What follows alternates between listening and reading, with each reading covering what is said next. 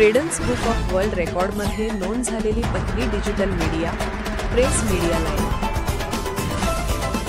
आपण पाहत आहात प्रेस मीडिया लाईव्ह।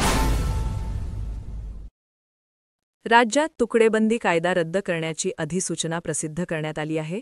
त्यानुसार महापालिका, नगर परिषद आणि नगरपंचायत यांच्या हद्दीमध्ये तुकडेबंदी कायदा लागू असणार नाही।